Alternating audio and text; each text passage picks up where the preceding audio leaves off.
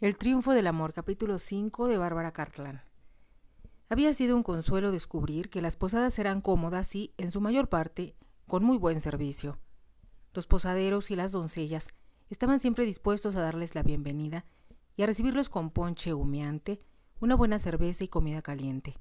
Las camas eran suaves y la comida aceptable. Chapman no solo conocía la ruta más rápida y fácil para Bath, sino que sabía qué posadas eran las mejores y cuáles debían evitarse. Solo en una ocasión no pudo conseguir las comodidades que Sheldon esperaba y por las cuales pagaba. Había sido un día de lluvia y ventisca helada, que había obligado a los caballos que contrataron en la última posada a avanzar con más lentitud de la que el cochero planeó.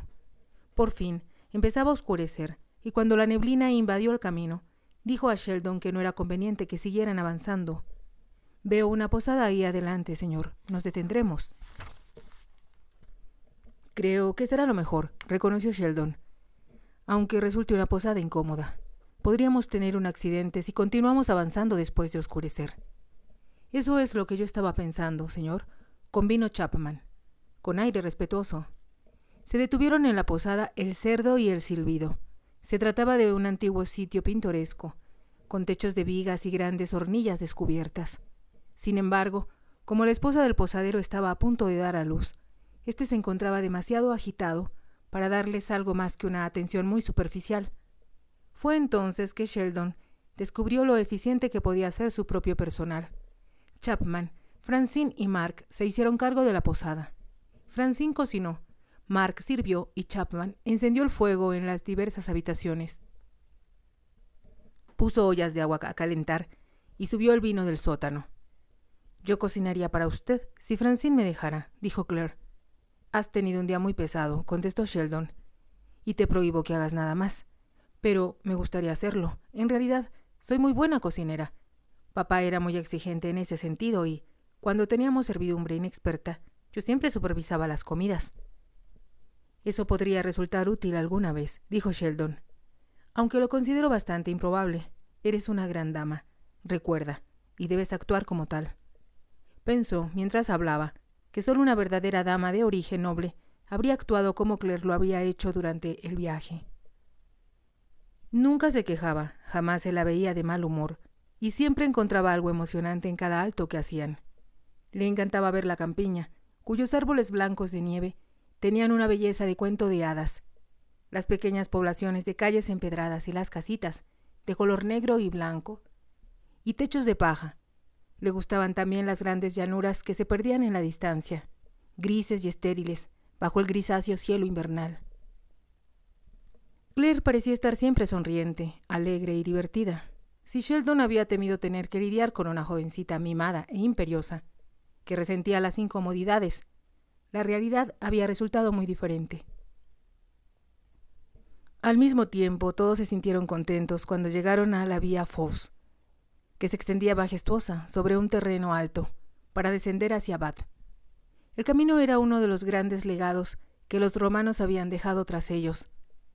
Él había contado ya a Claire que Bath había sido originalmente un elegante balneario de los romanos, porque era el único lugar en Inglaterra donde había manantiales de aguas termales medicinales. «¡Qué fascinante!», exclamó Claire. «¿Puedo bañarme en ellos?» «Me imagino que sí», contestó Sheldon. «Como yo tenía solo 17 años cuando vine aquí, no me mostré interesado en qué arreglos se hacían para las damas».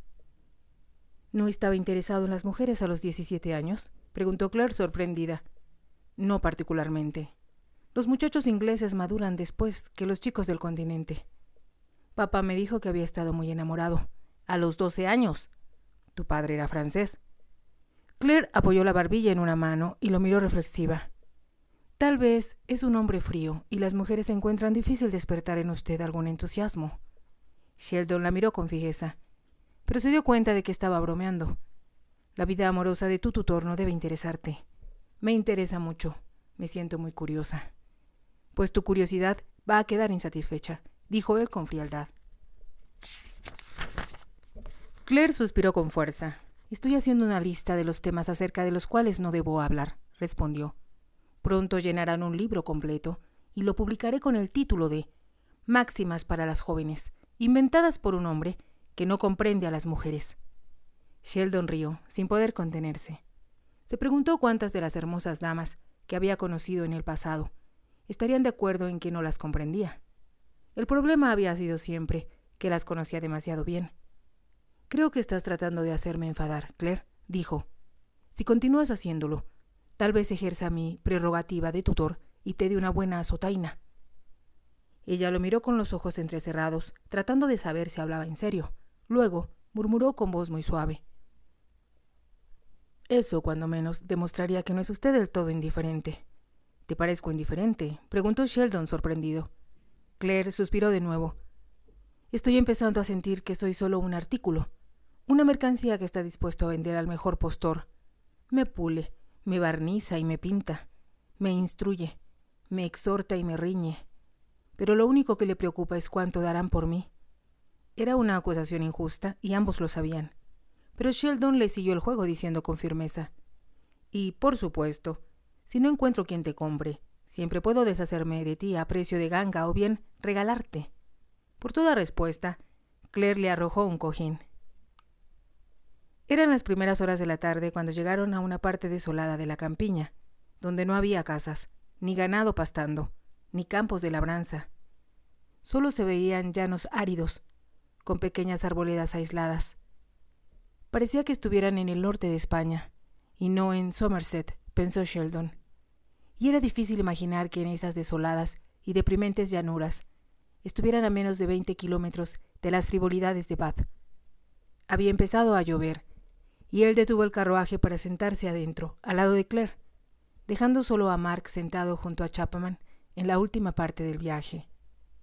Sabía que, por un par de kilómetros adelante, había una suave pendiente que se deslizaba hacia la neblina azul que se veía en la distancia, pero que en realidad eran vapores que se elevaban del canal de Bristol.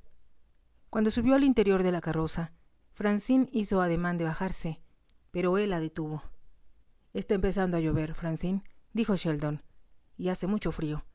En el valle encontraremos un clima más benigno, pero aquí no hay nada que nos proteja del viento». «¿Estamos llegando ya?», preguntó Claire. Envuelta en su capa y cubierta por mantas de piel, parecía un pequeño lirón, listo para pasar durmiendo todo el invierno. Pero cuando Sheldon se sentó junto a ella, a él le pareció que su voz no había perdido su acostumbrada alegría, y que sus ojos eran tan brillantes como los de aquel pequeño roedor. Francine iba sentada frente a ellos, de espaldas, a los caballos, y se pusieron en marcha de nuevo a buen paso. «Ya no tardaremos mucho en llegar», dijo Sheldon, «y permíteme felicitarte, porque has sido una viajera ejemplar, en todos sentidos». «¿No he sido un fastidio?», preguntó Claire. «Jamás podría serlo. Impetuosa, sí. Sorprendente en ocasiones, pero podría darte un diploma, declarándote la menos aburrida y la más agradable compañera de viaje que un hombre pueda tener». Papá solía hablarnos del fastidio que le producía viajar con su familia. Querían que el carruaje se detuviera cada 15 minutos. Hablaban cuando él quería dormir, o dormían cuando quería hablar, y la señora duquesa se mareaba en los carruajes. Compadezco a la gente que sufre esa aflicción. Papá decía que todo era fingimiento. Creo que tu padre no era un hombre muy compasivo. Usted tampoco lo sería si yo me quejara todo el tiempo, si me mareara o quisiera que la carroza se detuviera cuando tuviéramos prisa por llegar a nuestro destino. Nunca has hecho ninguna de esas cosas, reconoció él, y supongo que debería darte las gracias por ello. Sí, me gustaría que lo hiciera. Sheldon no contestó. Estaba asomándose por la ventanilla. Se dio cuenta de que estaban dejando atrás la llanura desolada y empezaban a descender, lo que le hizo pensar que tal vez hubiera un río en el fondo del valle. De pronto, inesperadamente, la carroza se detuvo con brusquedad. «¿Qué pasa?», exclamó Sheldon. En ese momento la puerta del carruaje fue abierta con violencia, y un hombre enmascarado, con una pistola en la mano, asomó la cabeza. Claire lanzó un pequeño grito de terror, lo mismo que Francine. «Entréguenme todo lo que traigan de valor», ordenó con voz gruesa y vulgar. No hubo tiempo de pensar ni de moverse. Sheldon, sin embargo, conservó la mano en el bolsillo de su amplio abrigo, donde llevaba una pistola cargada. Ningún caballero habría sido tan tonto de viajar sin una, pero, debido a que el viaje había sido hasta entonces tan tranquilo, Casi se había olvidado de que estaba ahí, hasta que, en forma instintiva, su dedo se deslizó hacia el gatillo. Disparó. La bala cruzó el grueso paño de su abrigo y entró en el cuerpo del intruso, a la altura del pecho, cerca del corazón. Por un momento, el ladrón pareció atontado por el ruido de la explosión y por el impacto de la bala. Luego, mientras su boca se abría en un gesto impresionante y caía hacia atrás, disparó la pistola que tenía en la mano derecha. La bala rozó la parte superior del brazo izquierdo de Sheldon. La carroza retumbó con el ruido del disparo y su interior se llenó de humo. Afuera, otro forajido que había apuntado su pistola a Chapman, obligándolo a detener los caballos, volvió la cabeza al escuchar un segundo disparo, y en ese momento Mark actuó. Una daga larga y aguda como una aguja cruzó el aire y se clavó en el cuello del segundo salteador. En cuanto éste cayó desplomado, Chapman lanzó los caballos a la máxima velocidad posible y se alejaron a toda prisa. Fue Francine quien logró cerrar la puerta, la cual se balanceaba por haber quedado abierta, mientras el carruaje descendía al valle a gran velocidad y volvía después a ascender una colina. Claire se había echado hacia atrás la capucha de su capa para atender a Sheldon. «¿Está herido, monseñor?» Sheldon no contestó. Sostenía el brazo herido con el derecho y advirtió que la sangre había traspasado su ropa y manchado el exterior de su gabán. «¿Qué haremos?» «¿Cómo detener la hemorragia?», exclamó Claire desesperada. «Es una herida superficial, no te preocupes», logró contestar él a duras penas. «Solo me rozó el brazo». «Es una herida seria», insistió Claire. «Debemos detenernos para que pueda vendarlo». «Huyamos primero de aquí», dijo Sheldon. Se daba cuenta de que Chapman estaba haciendo todo lo posible por alejarlos del lugar donde los habían asaltado. Tenía la sospecha de que los asaltantes eran solo dos, y se maldijo a sí mismo por no haber estado más preparado para viajar por un paraje tan solitario como aquel. Era de esperarse que hubieran salteadores de caminos en los alrededores de Bath, esperando robar a los viajeros ricos e importantes que llegaban al balneario. Demasiado tarde se dijo a sí mismo que, por inclemente que fuera el tiempo, debió permanecer en el pescante de la carroza hasta llegar a una parte habitada. Francine, sin pronunciar una palabra, estaba sacando numerosos pañuelos de sus bolsillos y abriendo algunas piezas ligeras de equipaje para buscar otros. En una bolsa había una toalla de manos, de lino, y la doncella, después de encontrar un par de tijeras, empezó a cortarla en largas tiras. La carroza seguía avanzando a gran velocidad, y Claire notó que la mancha escarlata se extendía a cada segundo por el gabán de Sheldon. «Debemos detenernos», exclamó angustiada, precisamente en el momento en que Chapman frenaba los caballos y Mark saltaba del pescante. El sirviente abrió la puerta del carruaje. «Lo maté, señor», gritó. «Mi cuchillo penetró en su cuello, en el sitio exacto». Era evidente que Mark estaba muy satisfecho consigo mismo, pero al advertir el estado en que se encontraba Sheldon Harcourt, la sonrisa desapareció de su rostro. «El señor está herido». «Recibió un balazo de esos villanos», contestó Francine, quien, auxiliada por Claire, estaba ayudando a Sheldon a quitarse el gabán. Mark observó la cara de Sheldon y exclamó: «Coñac, lo que necesita el señor es coñac». «Por supuesto», exclamó Claire. «Qué tonta he sido». «Busca la botella, Mark». La trae en uno de sus bolsillos. Atendido por las dos mujeres y con el coñac que Mark le dio a beber, Sheldon notó que las oleadas de náusea se habían disipado.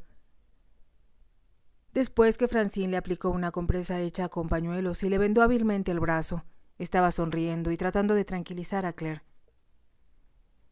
«Lo pudo haber matado», exclamó ella, en voz baja, con los grandes ojos oscuros, anegados en llanto. «Estoy seguro de que era muy mal tirador», contestó Sheldon, «como la mayor parte de los forajidos. Son jactanciosos y bravucones, pero si alguien se les enfrenta, casi siempre huyen como cobardes». «Pensé que estaría a salvo en Inglaterra», dijo Claire con aire patético.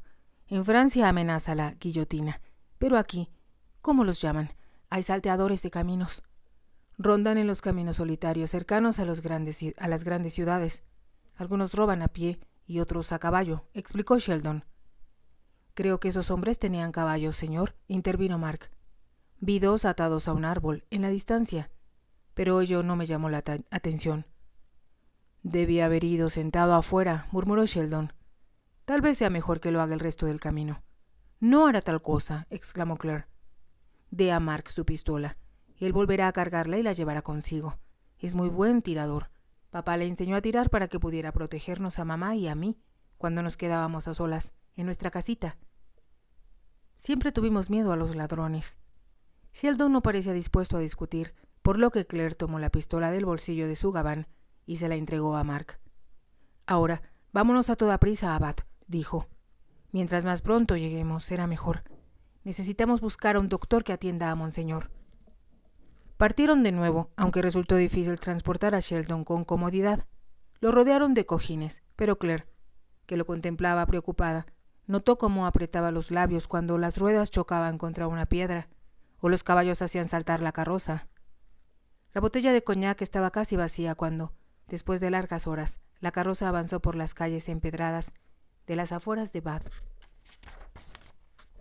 No hubo tiempo para que Claire contemplara, como había pensado hacerlo, los magníficos edificios que Sheldon le había descrito, o para pensar en otra cosa, que no fuera en conseguir un doctor y meter al herido en cama. Cuando el carruaje entró en el patio de El Venado Blanco, el hotel donde pensaban hospedarse, su práctico sentido común y su sentido dramático de las cosas dijeron que debía tratar de sacar provecho a la situación. A toda prisa, se arregló el cabello que asomaba bajo la costosa piel de su capucha y se retocó los labios con un poco de pomada roja, que llevaba en un pomito dentro del bolso de mano. Una rápida mirada al espejo que siempre llevaba a mano le reveló que, aunque estaba muy pálida, se veía muy linda. La carroza se detuvo y varios sirvientes de librea bajaron corriendo la escalinata exterior para abrir la puerta del carruaje, pero Mark les tomó la delantera y la abrió él mismo. «Entra, Mark. Anuncia que he llegado y que ha habido un accidente», ordenó Claire en francés. Obedeciendo, Mark corrió escalera arriba. El Venado Blanco no solo era el más grande de los innumerables hoteles que servían a la nobleza y a los habitantes importantes que acudían a Bath, sino un sitio de moda para organizar cenas y fiestas en sus salones. No era muy tarde, pero en Bath se cenaba temprano y los invitados de Lord Warburton se estaban ya congregando en el amplio vestíbulo. Los caballeros se calentaban las manos frente a un buen fuego mientras esperaban a las damas, que habían subido a dejar sus abrigos en el guardarropa, antes de entrar en el comedor privado que su señoría había contratado para sus invitados. La mayoría de los caballeros, vestidos elegantemente con corbatas anudadas con esmero, pantalones blancos a la rodilla y medias de seda, llevaban el cabello sin empolvar, de acuerdo a la nueva moda que decretaba que un hombre debía exhibir el cabello que Dios le había dado. La conversación alrededor del fuego se refería, como era de esperarse, al anuncio hecho 3 días antes. Inglaterra había declarado la guerra a Francia. «Estoy convencido de que no podemos darnos el lujo de una guerra», comentaba un anciano, «pero por respeto hacia nosotros mismos. No podíamos hacer otra cosa. Me han dicho que nuestros barcos están todos podridos y no tenemos suficientes marinos para manejarlos», observó alguien más. «Quienes dirigen el ejército se han estado quejando por años de que nuestras armas son anticuadas», rugió un general retirado. «Pero, ¿quién les ha hecho caso?» «Los escucharán ahora», contestó otra persona, «aunque no creo que una guerra con los franchutes dure demasiado. Han tenido pequeños éxitos militares en el continente, pero en estos momentos todos sus dirigentes están desacreditados». Aquella declaración suscitó la entusiasta aprobación de los caballeros, algunos de los cuales levantaron la vista para observar a sus esposas y a sus hijas, quienes descendían la escalera, para reunirse con ellos. Atractivamente vestidas con los trajes de amplias faldas que las hacían verse como cisnes y el cabello rizado al estilo de moda, todas las damas resplandecían de joyas. Casi habían llegado al último escalón cuando, de pronto, la puerta exterior del vestíbulo se abrió y entró corriendo una pequeña y extraña figura. Su rostro, de color, la librea color champaña con botones dorados, el alto sombrero de 3 picos que llevaba en la mano y los guantes blancos, lo hacían verse muy original, sin duda alguna. Corrió hacia la oficina del hotel, que estaba justo al pie de la escalera, gritando con una vocecita aguda que escucharon todos los presentes. «La señorita condesa ha llegado, pero ha habido un accidente. Milord, su tutor inglés, ha sido herido por salteadores de caminos. Un doctor. Necesitamos un doctor en el acto. Salteadores de caminos. Todos los presentes parecieron repetir las mismas palabras. Y un amable empleado que daba la bienvenida a los huéspedes exclamó horrorizado: «¿Me quiere decir que viene alguien herido?» «Oui, monsieur. Fue herido de gravedad por los asaltantes. Y la señorita condesa está desesperada, como es de suponer. Un doctor. Consigan un doctor. Por supuesto que se hará ahora mismo. Y el caballero debe ser conducido a su cuarto por varios hombres», agregó Mark. En aquel instante, Claire atravesó el umbral. Se veía muy hermosa, aunque era evidente la agitación que la dominaba. Sin dirigir siquiera una mirada al grupo reunido junto a la chimenea y al de la escalera, ambos inmovilizados por la sorpresa, se dirigió al empleado diciéndole con su bien timbrada voz: «Mi sirviente le habrá hablado, monsieur, acerca de la terrible experiencia que tuvimos poco antes de llegar aquí». «Nos lo ha dicho, señora», contestó el empleado. «Y lamento. Soy la condesa Claire de Valence y mi tutor, el señor Sheldon Harcourt, ha sido herido. Se portó con mucha valentía, al extremo de dejar 2 asaltantes muertos en el camino. Estos, al menos, dejarán de ser una amenaza para los viajeros». Si te ha gustado, te invito a que te suscribas, a que me regales un me gusta y actives la campanita para que puedas seguir escuchando esta historia. Gracias.